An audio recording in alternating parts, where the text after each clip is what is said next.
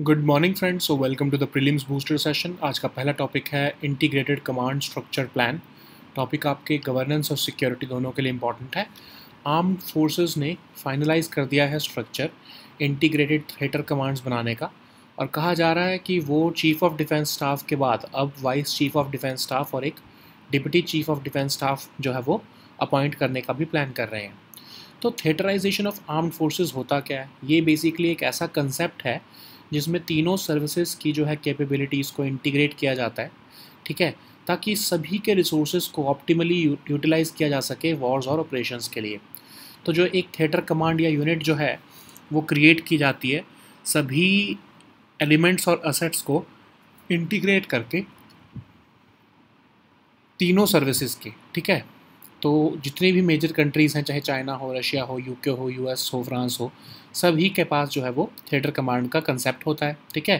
जैसे चाइना का जो वेस्टर्न थिएटर कमांड है वो इंडिया के बॉर्डर के साथ जो है वो लगा हुआ है।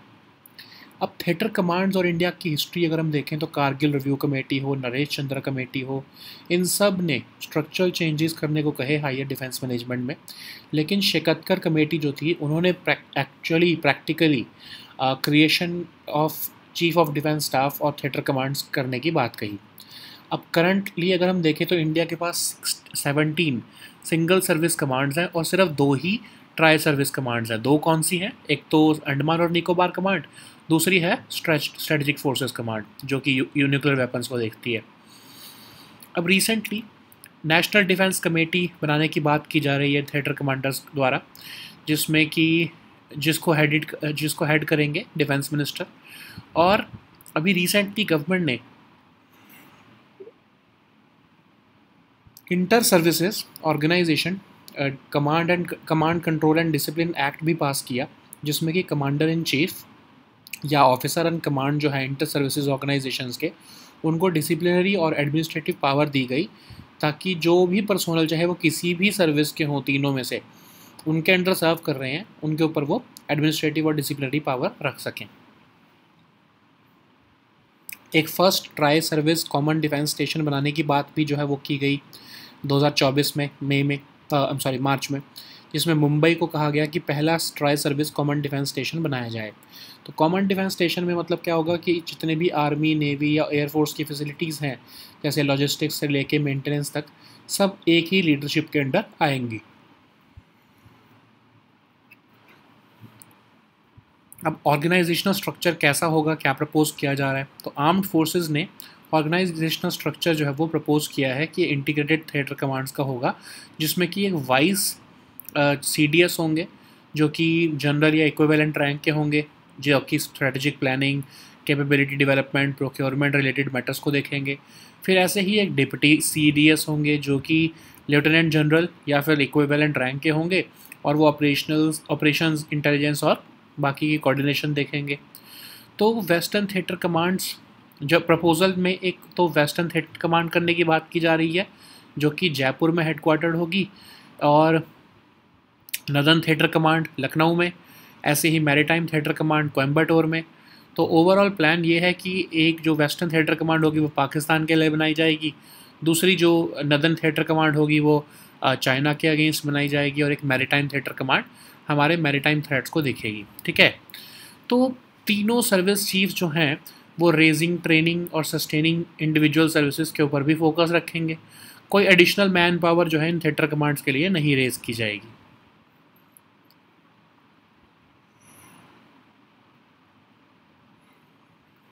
नेक्स्ट हम टॉपिक देखते हैं, China is India top trading partner. Economy के लिए टॉपिक इंपॉर्टेंट है। तो चाइना अगेन US को ओवरटेक करके इंडिया का लार्जेस्ट ट्रेडिंग पार्टनर बन गया है, जिसमें कि 2 वे ट्रेड दोनों कंट्रीज़ के बीच में $118.4 बिलियन तक पहुंच चुका है। तो अगर हम स्टैटिस्टिक्स देखें तो इंडिया का बायलैटरल ट्रेड 108.4 बिलियन पहुंच चुका है डॉलर्स फाइनेंशियल ईयर 2024 में, जिसमें कि इम्पोर्ट्स 33.24% से इंक्रीज़ हुए हैं, लेकिन एक्सपोर्ट्स जो हैं वो 8.7% से इंक्रीज़ हुए हैं। तो मेजर इंपोर्ट्स क्या हैं चाइना से इंडिया के? Electronic equipment, engineering goods, chemicals और related products, plastic, even textiles भी हैं, ठीक है। हम एक्सपोर्ट क्या करते हैं उनको? Engineering goods, agricultural allied products, ores, minerals, chemicals, petroleum, crude products, ये सब, ठीक है।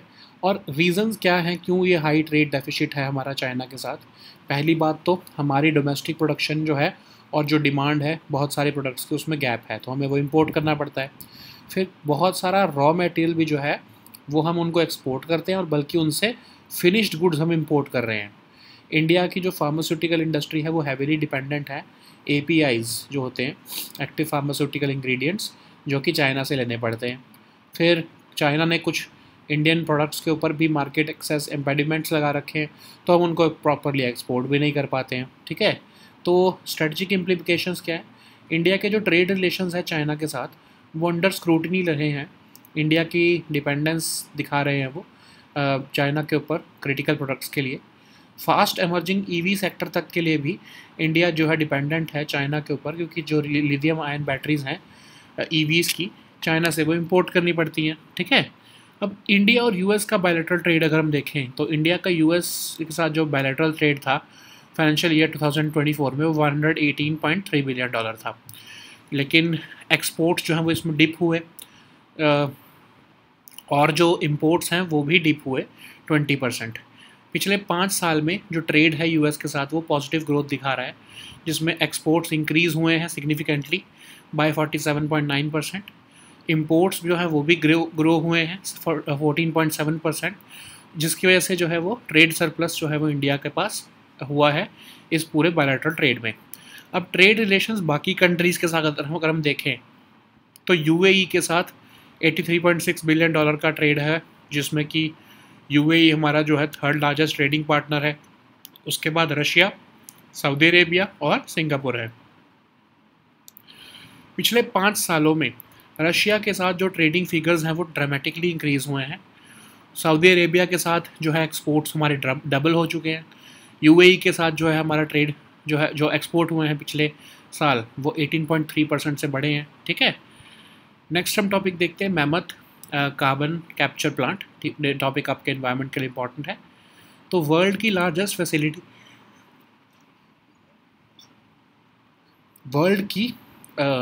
फैसिलिटी जो कि कार्बन डाइऑक्साइड को रिमूव करेगी एटमॉस्फेयर से, वो ऑपरेशन स्टार्ट कर चुकी है आइसलैंड में। तो ये mammoth carbon capture facility basically largest carbon dioxide capture और स्टोरेज फैसिलिटी है, जो कि एक डॉर्मेंट वॉल्केनो आइसलैंड वहाँ पर सिचुएटेड है। इसका नाम रखा गया है मैमथ, और इसको second commercial direct air capture facility है क्लाइमवर्क्स कंपनी की।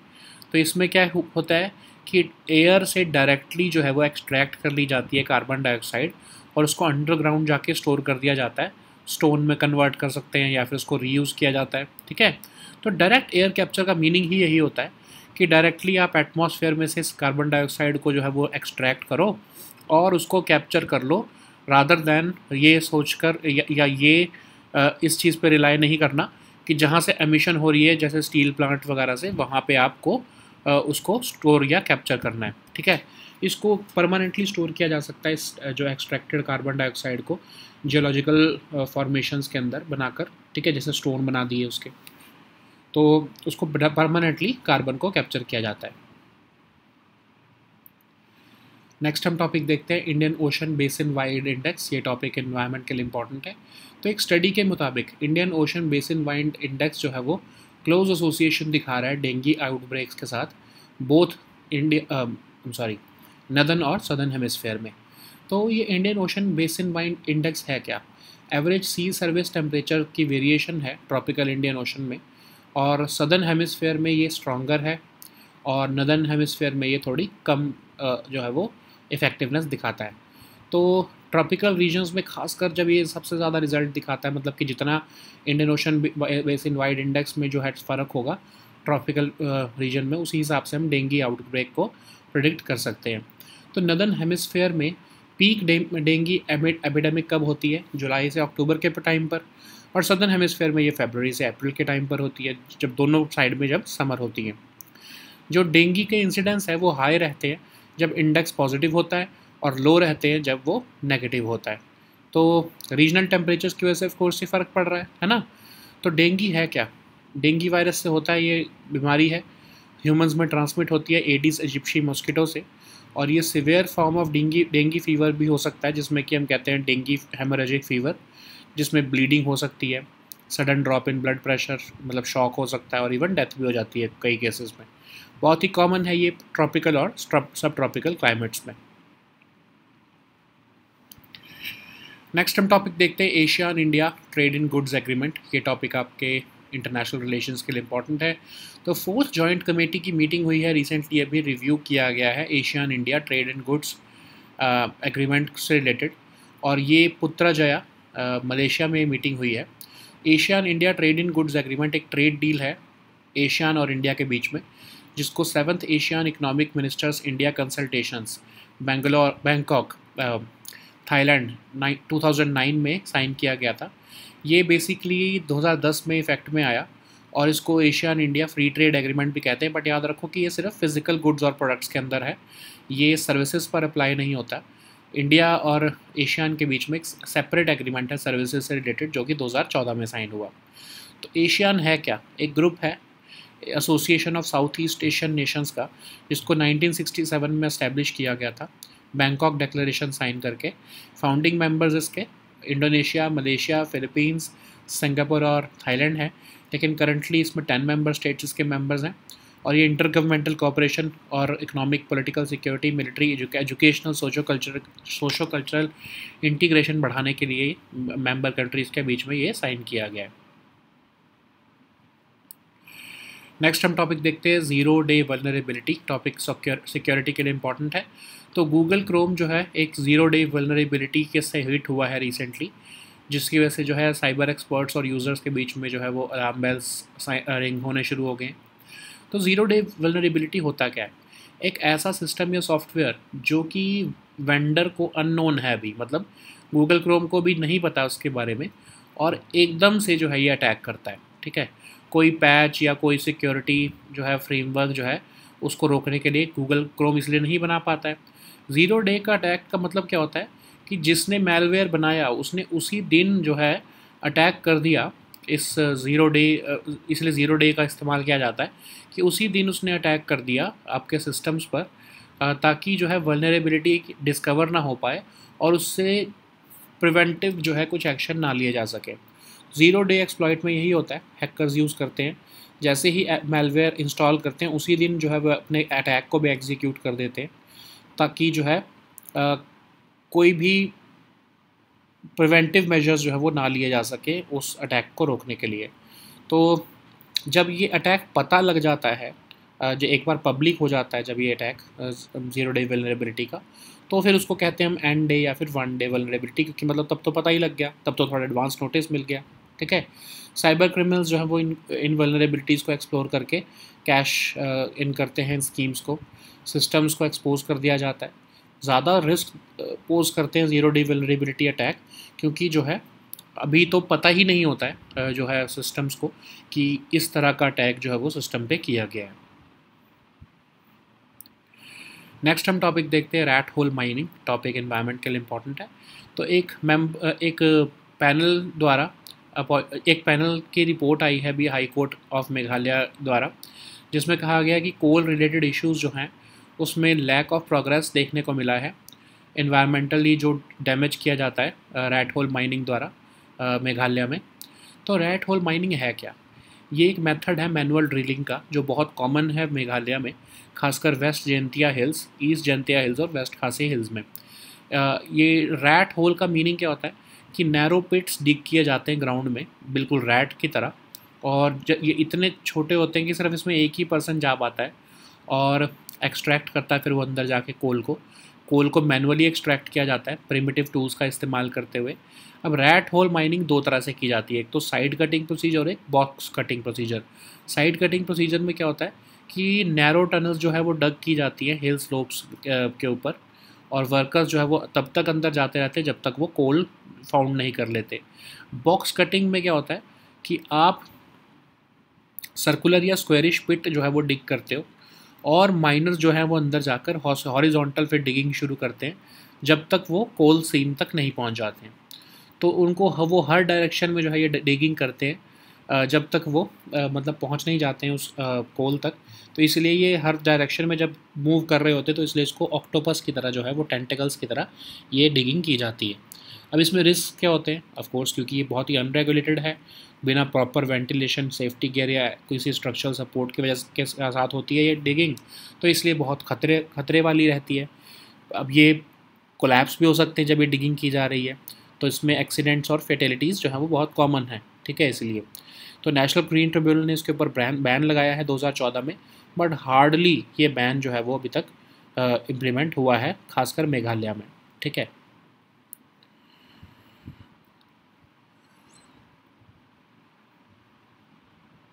So now let us see all these topics in English. So the first topic is integrated command structure plan. This topic is important for your governance and your security section. So armed forces have recently finalized the structure for making integrated theater commands. So they are also considering appointing a vice chief of defense staff and deputy chief of defense staff. So what is the concept of theaterization of armed forces? So it's a concept which seeks to integrate the capabilities of three services, Army, Air Force and Navy, to optimally utilize their resources for wars and operations. So a theater command or unit will be created by integrating elements or assets from all three services, and all major countries, of course, we have this concept of theater command, and each command is assigned a specific geographical region for operational roles. Like for example, China has this Western Theater Command which is overlooking the borders with India. So in India, the theater command structure has been proposed previously also, like the Kargil Review Committee, Naresh Chandra Committee, and group of ministers. They all called for structural changes in the higher defense management. But specifically, the theater commands were proposed by Shikatkar Committee, which recommended the creation of the post of Chief of Defense Staff and theater commands. So at present, India has 17 single service commands and only two tri-service commands. The two tri-service commands are Andaman and Nicobar Command and the Strategic Forces Command, which handles the nuclear weapons. So the proposal is to create a National Defense Committee, which will be headed by the Defense Minister.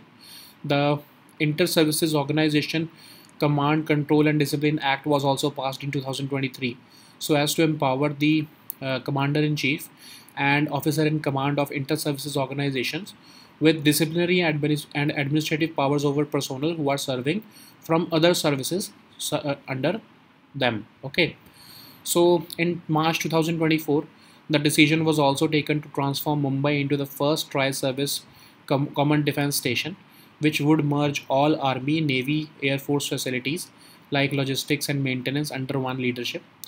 So armed forces have also finalized the organizational structure for the creation of integrated theater commands. There could be one vice CDS who would be an officer of the rank of general or equivalent.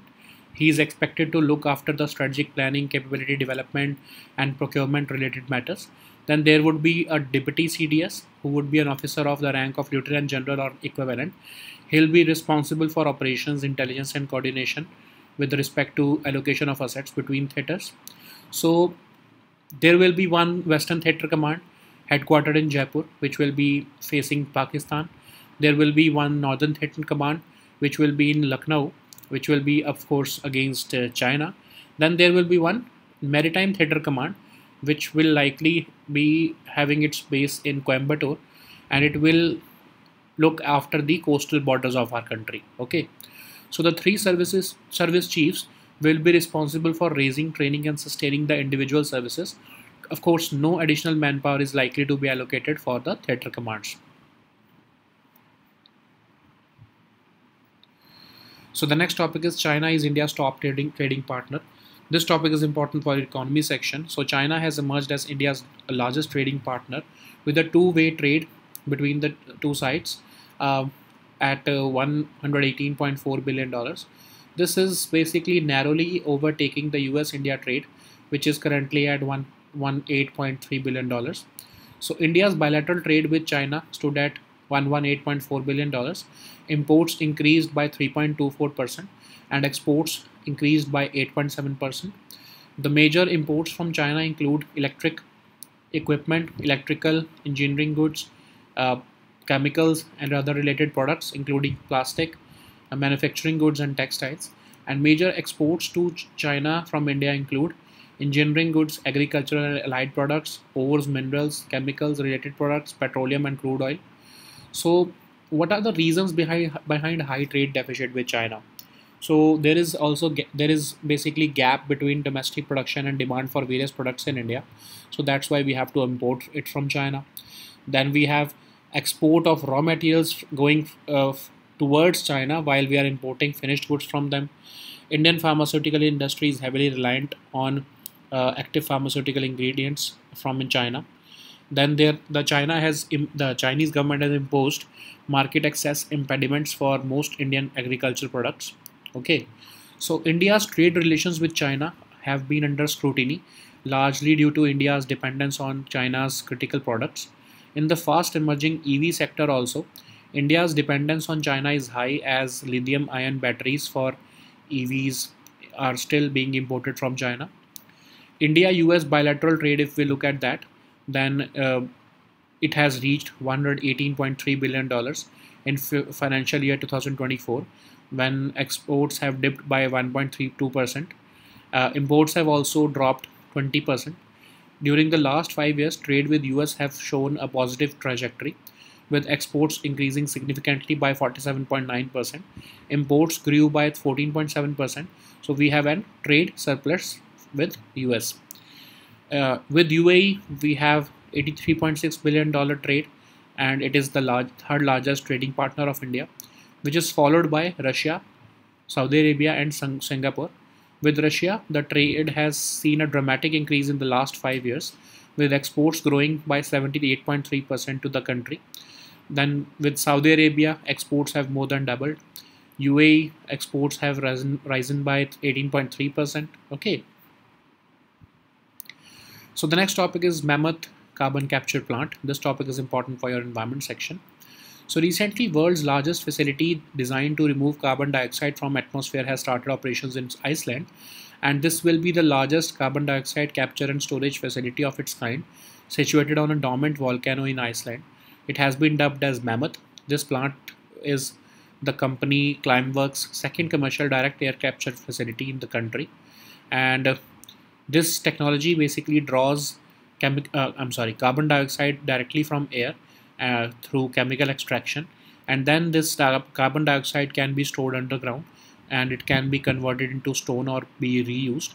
So what is direct air capture? It extracts CO2 directly from the atmosphere at any location, unlike carbon capture, which is generally carried out from the point of emission like a steel plant itself. So CO2 can be permanently stored in deep geological formations or used for a variety of applications. So the next topic is Indian Ocean Basin Wide Index. This topic is important for your environment section. So according to a study, Indian Ocean Basin Wide Index exhibits a close association with dengue outbreaks in both northern and southern hemispheres. So Indian Ocean Basin Wide Index represents the average sea surface temperature variations across the tropical Indian Ocean. So its association with southern hemisphere is stronger than that of northern hemisphere. It has a more pronounced impact on temperatures in tropical regions. So the northern hemisphere witnesses a peak dengue epidemic between July and October, and the southern hemisphere in April, between February and April, basically both times in summer. So the amplitude of dengue incidence was high when the index was positive, and when it was negative, the incidence of dengue was low. So the link between Indian Ocean's temperatures and dengue incidence is likely due to its influence on regional temperatures. So what is dengue? It is caused by dengue virus, and it is transmitted to humans through the bites of infected female mosquito, primarily the Aedes aegypti mosquito. So the severe form of dengue fever, also called the dengue hemorrhagic fever, can cause serious bleeding, a sudden drop in blood pressure, and even death. So it is more common in tropical and subtropical climates. So the next topic is Asia and India Trade in Goods Agreement. This topic is important for your international relations. So fourth joint committee meeting of the review of AITIGA was held in Putrajaya, Malaysia. So this is a trade deal between 10 member states of ASEAN and India. It was signed at the 7th ASEAN uh, Economic Ministers India Consultations meeting in Bangkok in 2009. This agreement came into effect in 2010, and it is sometimes referred to as ASEAN India Free Trade Agreement also. So it covers trade in physical goods and products, and it does not apply to the trade in services, for which we have a separate agreement which was signed in 2014. So what is ASEAN? It is a group of association of Southeast Asian nations which was established in 1967 with the signing of Bangkok Declaration. Presently, ASEAN comprises of 10 member states, namely Indonesia, Malaysia, Philippines, Singapore, Thailand, Brunei, Laos, Myanmar, Cambodia, and Vietnam, and it promotes intergovernmental cooperation and facilitates economic, political, security, military, educational, and socio-cultural integration between its members and other countries of Asia. So the next topic is zero-day vulnerability. This topic is important for your security section. So Google Chrome has been hit with another zero-day vulnerability, which has set the alarm bells ringing among users and cyber experts. So what is zero-day vulnerability? It is a system or software vulnerability unknown to the vendor and for which no security patch or means of mitigation are available at the time of discovery. So that's why the term zero-day is used, because the zero-day attack refers to any attack that has 0 days between the time this vulnerability gets discovered and the first attack. So what happens here is that the hackers develop this particular malware and execute the attack on the very same time, so as to not give any time for the user or the cyber experts to develop any mitigation techniques against that attack. Okay, so this attack occurs when the threat actors develop and release malware, and the target is called this zero-day vulnerability. So that's why this zero-day vulnerability poses a higher risk to the user, because cyber criminals exploit these vulnerabilities, and the vulnerable systems gets exposed until a security patch is issued by the vendor. Once a zero-day vulnerability attack has been made public, then of course that 0 day gets eliminated, and that's why called end day or 1 day vulnerability. So the next topic is rat hole mining. This topic is important for your environment section. A one-member panel appointed by High Court of Meghalaya to handle coal-related issues has flagged the lack of progress in restoring the environment damage caused by rat hole mining in the state. So what is rat hole mining? It is a method of manual drilling most common in Meghalaya, especially in West Jaintia Hills, East Jaintia Hills, and West Khasi Hills. The term rat hole refers to the narrow pits dug into the ground, typically large enough for one person to descend and extract coal. The coal is manually extracted using primitive tools like pickaxes, shovels, and baskets. So the rat hole mining is broadly classified into two categories. First, of course, is the side cutting procedure. The second one is box cutting. The side cutting procedure uses narrow tunnels on hill slopes, and workers go inside it until they find the coal seam. In the box cutting technique, the circular or squarish pits are dug with a depth of about 400 feet. Then miners drop down in makeshift cranes and use rope and bamboo ladders. They dig horizontally after finding the coal seam. So they dug in each direction at the edge of the pit, resembling the tentacles of an octopus. Okay, so rat hole mining is largely unregulated, and miners have to work without proper ventilation, safety gear, and any structural support. This narrow and vertical nature of the pits make them prone to collapse, leading to accidents and fatalities. That's why, calling it unscientific, National Green Tribunal had banned the rat hole mining in 2014. Yet this practice remains widespread in, especially in the state of Meghalaya. Okay, so these were our topics for today. We'll meet next time with new topics. Until then, goodbye and take care.